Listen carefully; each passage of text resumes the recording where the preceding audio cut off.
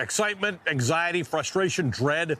Election day, 16 days away. There are a lot of emotions. In part 3 of my conversation with a bipartisan group of Arizona voters, we talked about how they're feeling about this election. And for the Republicans on the panel specifically, I was curious to know whether they still felt connected to the GOP under Donald Trump.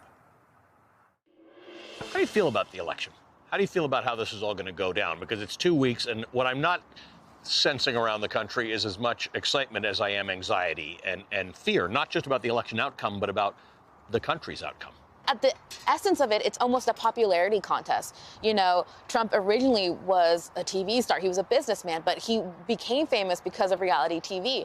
Carrie Lake has anchor personality. That is what we're going for. You know, it's not just about policy anymore. It's about who can get the most viral clicks. I've been saying that now the job for the SNL writers must be very easy because everybody has to say something memorable. Yeah. But at the same time, we have people that will then say something very out of pocket and then say, I was taken out of context. Right. It wasn't taken out of context.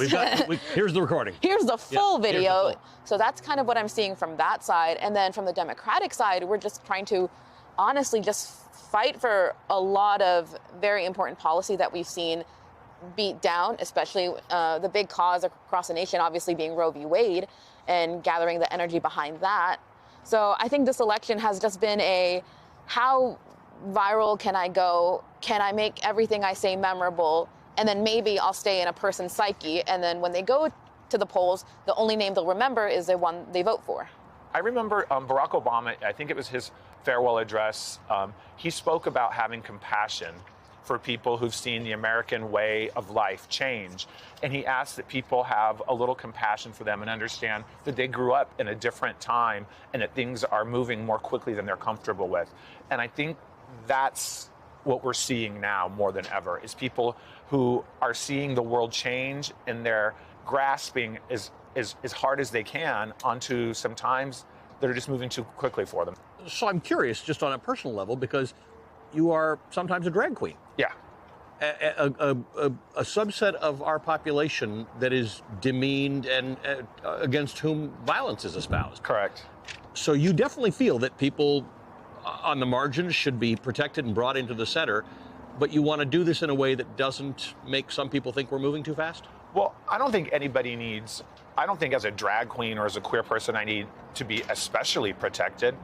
I just think want to be the same protected as everyone else. The same protection. And I think that falls for anybody that might be on the fringes of things. And I understand that not everybody is down with my point of view. Not everybody is going to be into the show that I put on. And that's why I'm not demanding that they come to it, you know. But I also don't need you to sit over there and tell me what I'm doing and tell me how it shouldn't exist. You know, you asked her about, you know, how she feels about the election. I feel good. I feel good about the election. And I still have a belief in America. I really do. And I know that even if things go off the rails, that I'm going to be okay. I worry for other people. I really do. But there's still, you know, in my heart of hearts, I believe in the best. And I believe in the way of democracy. I think we're going through a glitch. But I think it's not too far. I don't think we're too far gone that we can't correct it. One of the reasons I enjoy coming to Arizona is something you said, Rachel, that Republicans or traditional conservatives in this country are getting muscled out by Donald Trump and his group. But I come to Arizona because I meet those Republicans who say, I'm still going to be a Republican. It's my party. It's not their party. And I want to know how you think about that, because you remain a Republican. Within my party, I have hope that there's going to be a correction, but at the same time, I have trepidation towards it. Like, when will it cycle through? I look at what's happening in the Senate and I think, when will they kind of age out or whatever? Yeah. Some of those people are very young. They could be there for a really long time. And I don't think that they represent the whole of the Republican Party. But I think that some of that extremism, that's a character flaw. Is it your view that you will remain a Republican for time to come? You know, yes, in Arizona, it's difficult to be an independent. I think in my heart of hearts, that's what I would rather be. But to make any difference on ballots, like they were saying, like you want to go, and vote for the better Republican candidate. And I think that's where it makes the most difference in Arizona for me. And I identify with those, with people of that party most.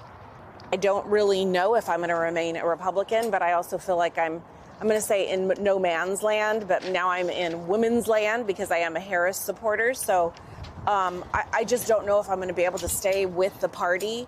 I am trying to live a life and be an example of when you study democracy, the ideal and the principle is democracy is supposed to expand. The whole point of it is that it's more inclusive. Democracy is supposed to be expansive. How do we include more people, whether or not they agree with us? It's about expansion. The Republican Party that I joined was a Republican Party that really respected the patriotism of the other and was not remember, we were small government, not overreaching into your life or your life or your life. Whether it's how you want to present or how your identity, or it's your economic background, or it's your race, your culture, your faith. I was attracted to the Republican Party because it was less government. We were supposed to be getting out of people's lives and respecting how they choose to live and respecting that in harmony. And we've become the overreach. We've become precisely the opposite.